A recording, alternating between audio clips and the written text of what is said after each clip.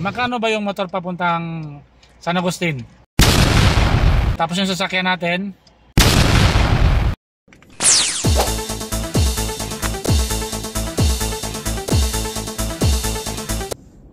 Magandang araw mga paps. So for today's video, papakita ko sa inyo yung biyahe natin papuntang Romblon mga paps. Isa nga lang pala akong mga paps babiyahe ngayon papuntang Romblon. Marami kong dala ngayon, kung makikita nyo sa likuran ko. Wala akong katabi mga paps. Matagal na tayo hindi nakapag-upload tungkol sa biyahe papuntang Romblon. Ang biyahe nga pala natin ngayon mga paps ay Sena Port. So yung daan natin ganun pa rin, SLEX. Tapos diretso lang tayo mga paps ng Star Tollway. Exit tayo ng Ibaan mga paps. Huwag na tayo dumaan sa Santo Tomas kasi maraming truck doon mga paps tsaka mga bus. Pagka minalas-malas ka mga paps, ma-traffic pa mga paps. Expressway lang tayo. Ayan, antayin natin yung sasakyan. Medyo maraming sasakyan. So sa mga gustong malaman kung magkano yung sasakyan papuntang Romblon, mamaya tatanungin natin kung karoon tayo ng pagkakataon kay Rene sa dispatcher ng mga sasakyan. So yung video na ito mga paps, sa mga gustong malaman kung magkano yung sasakyan papuntang Romblon, pati yung motor tatanungin na rin natin magkano. So first time natin ulit mag-upload ng video. So sana subaybayan yung video na ito mga paps hanggang sa makarating tayo sa port para malaman natin kung magkano babayaran natin. Mamaya update ko kayo sa mga dadaanan ko para makita nyo kung saan yung best way para sa akin mga paps. Best way para sa akin dumaan pagka may sasakyan ka papuntang Lucena Port. So dito ka na para iwas traffic kasi pinaka-traffic lang talaga dito. Pag mag Santo Tomas ka, madadaanan mo yung San Pablo City. Matraffic talaga dyan. Nandito na tayo ngayon sa may Caltex Flex. So baka may nagtataka sa inyo bakit sa Lucena pa yung kain natin. Meron namang Batangas Port na medyo malapit. So, isa sa reason mga paps kaya doon kami madalas sumakay sa Lucena. Pag sa Batangas ka sumakay mga paps sa Starlight, sakyan pa lang 10,000 na. Bukod pa yung driver at pasahero na kasama mo sa loob. Kasi yung driver alam ko mag-additional ka pa ng mga 500, 700 para sa higaan. Magdegas na nga lang sa biyahe mo kasi medyo malayo yung Lucena. Siguro mga 1.5. Pero kung marami kayong mga paps, kung mga family kayo babiyahe, mas maganda na kung maglulusena kayo. Huwag na kayo mag-Batangas Port mga paps. Mas makakatipid kayo. Ako mukhang madilim sa unahan Siguradong umuulan to sa unahan mga paps. Ayan So yung dala natin mga paps, pick up pero may cover tayo sa likod. Ayan. So secure na secure yan. So, sana lang hindi pumasok yung tubig sa loob. Siguro visibility na. Basta ko lang mga paps.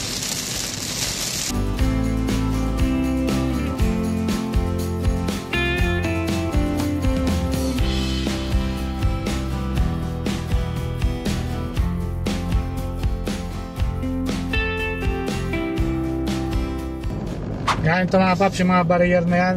Marami nang nahuhulog yan. Nakikita nyo, kinain niya yung isang lane. Kaya medyo masikip dyan mga paps mag-overtake. Lalo kung gabi, hindi mo kabisadong daan. At napakadelikado talaga mga paps. Ayan Kung mag-overtake ka, ingat-ingat talaga. Kunting busina mga paps kung kinakailangan. O ilaw-ilaw. Para alam nung nasa harapan mong sasakyan, mag-overtake ka.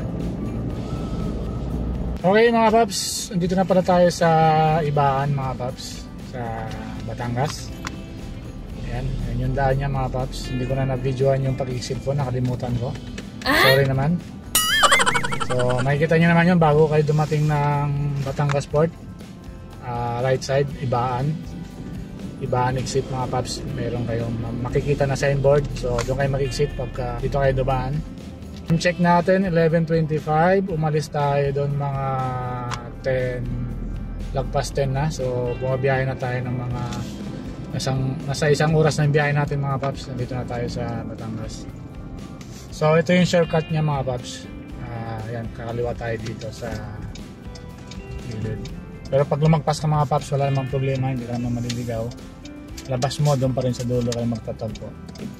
So ito kasi medyo mabilis dito, hindi na tayo dadaan dun sa rotonda nila. So ito yung shortcut dito.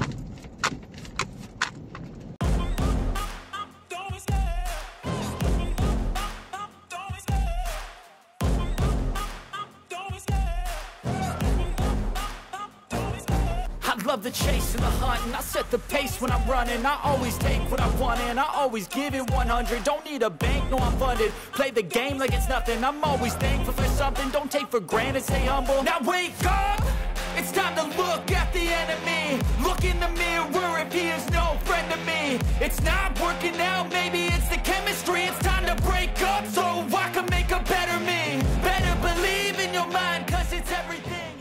Okay, so andito na tayo mga paps sa Rosario, Batangas.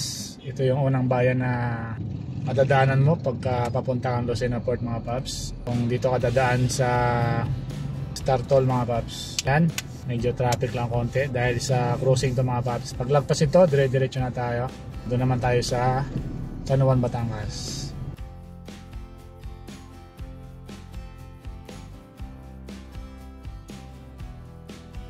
Kasi yung mga truck kasi dito mga paps nagkakaliwa, bawal silang dumiretso.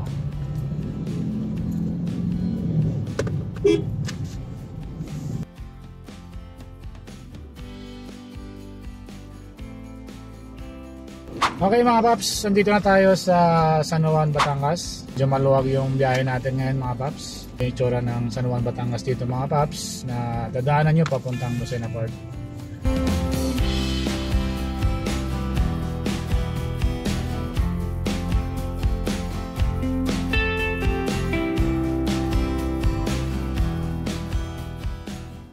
Tulay ng San Juan, Batangas mga paps. Ito yung nasira nung bagyo pa, pero matagal nang inaayos, hanggang ngayon di pa tapos. So ito yung boundary ng Quezon yata kung di ako nagkakamali, tsaka Batangas. So mula dito mga paps, wala nang isang oras makakarating na tayo sa Lucena Port. Medyo malapit na tayo, diretso na yan dito, wala ka nang dadaan ng bayan. Lucena na lang mga paps. Kita nyo sa taas, ayan sa taas, Candelaria, Lucena Port dito, Lucena proper. So kakanan tayo mga paps. So ayan.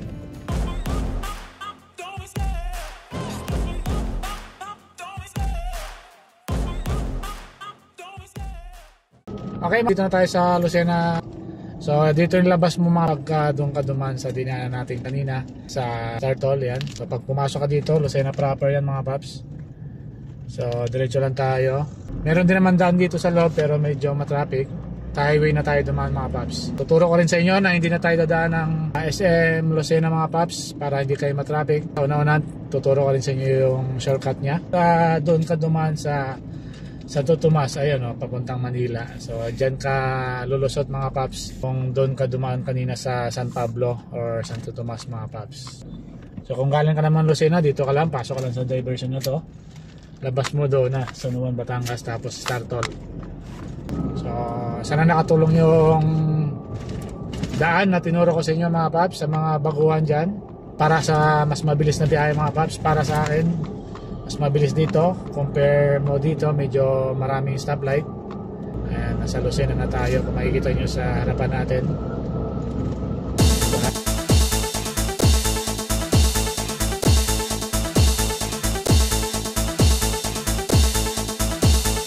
Okay mga paps, dito na tayo, malapit na tayo sa Lucena Port. Tuturo ko sa inyo yung version na sinasabi ko sa inyo pagka may sasakyan kayo para hindi na kayo dumaan ng SM Lucena mga paps. So ito yung McDo, Jollibee, yung bagong gawa dito ng Jollibee.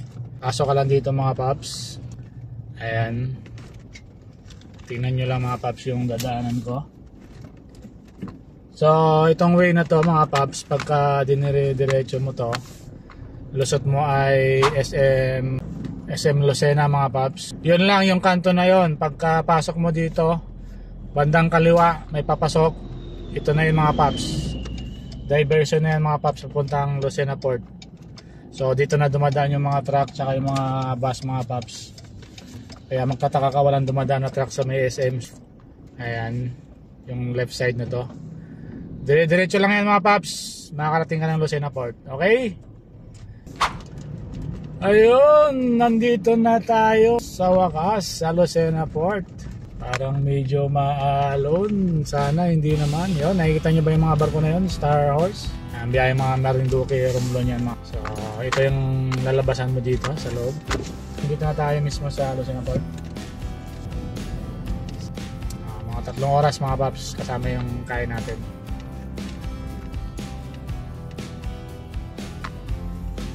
So ikot ka lang mga paps pagka doon ka lumusot. Itong gate na to kasi ito yung mga lumusot galing ng SM Lucena mga paps. Pero kung doon ka galing, U-turn ka lang. Tapos kuha ka ng ticket dito sa kanila mga paps. PTA ticket.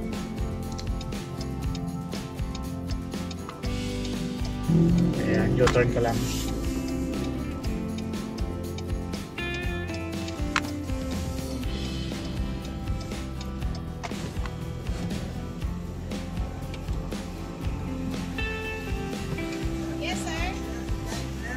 Romblon. 258 na pala. Kano binigay ko? 250. 8 na lang po. Thank you. So yun, ang unang gate 258 yung binayaran natin pagka nakasasakyan ka. Medyo nagtaas na sila. Parang hindi naman ganun dati. Tapos tayo sa kabila. Dito pala yung pang pasahero mga paps. Kung may kasama kang pasahero or nasa bus ka, yan, doon ka bababa mga paps. So kabila tayo. Dito tayo. Diretsuhin natin papuntang gate yan. Dito lahat ng Star Horse pati Montenegro. So dito may babayaran na naman tayo mga paps. Hindi natin alam magkano. Mag-isa lang? Romblon? Ano po? Montenegro? Sa Diana? So ito si Star Horse. Ang kaya galing yan. Si Oliva ay hanapin natin mga paps.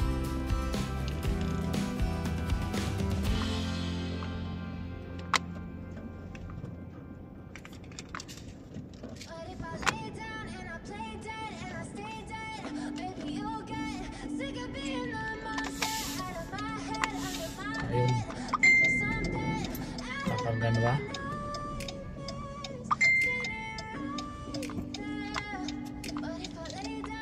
So nandito na tayo mga paps. Antayin natin mag-loading.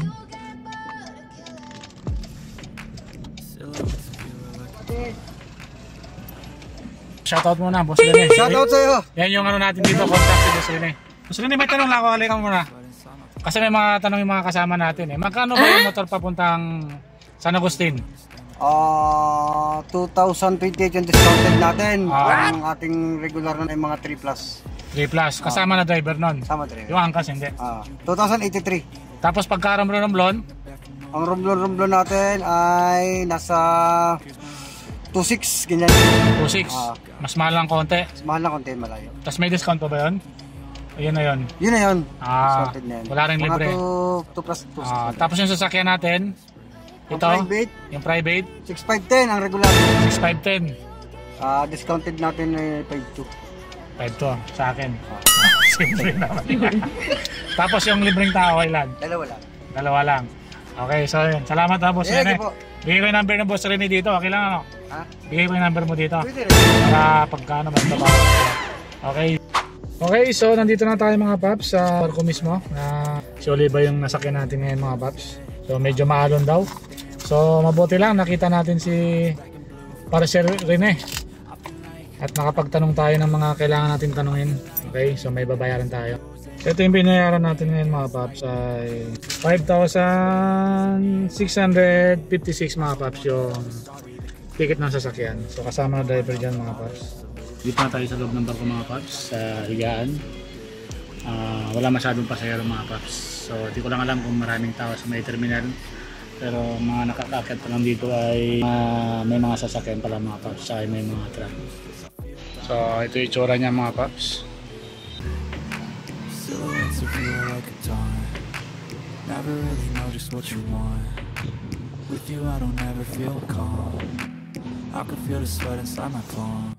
So dito na tayo sa ibabaw ng bangko mga paps. Yan. Ito yung economy. Nasa likuran ko mga paps. So yan yung terminal dyan mga paps. Yung terminal kasi na po. So medyo kukunti yung pasayero. Ibigay alam namin na ang partong na tayo maglalayag lang patungo sa Agustin at Romblon. Kung may nagkamali ng sakay, may oras na buhay buhapa ng barko. Mga eksena na original. Walang script yan. 2025 bakasyon sa Romblon. Kaya na. Napalaban yung Disneyland, Disney Princess natin. Napalaban. Nanay, oh. Ha? Try mag-slap tayo. Drop.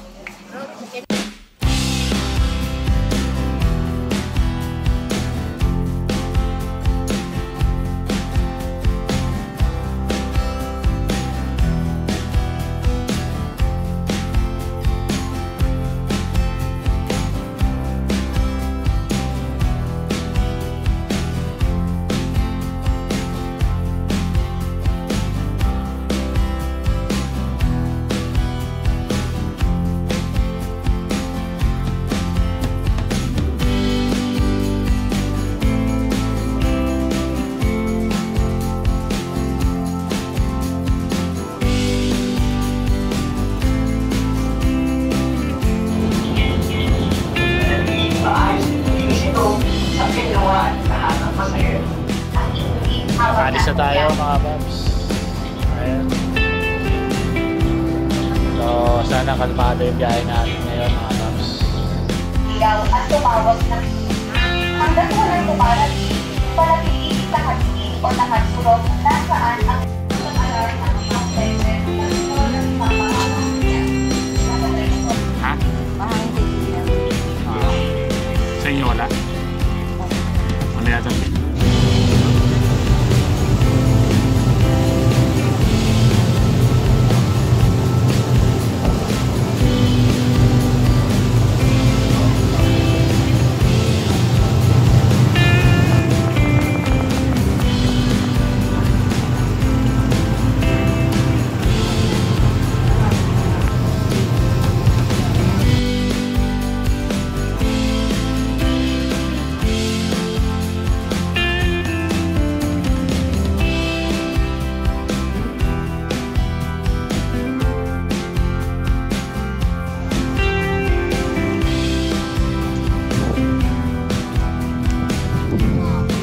Dilim na mga paps.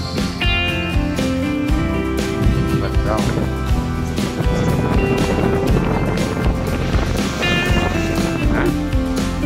Not sure.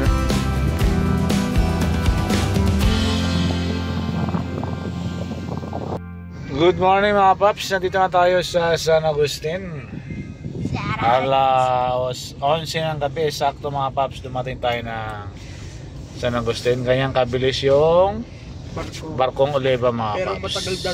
Ayan, medyo mainit lang talaga kasi wala masyadong hangin. At kalmada naman yung biyahe natin ngayon mga paps.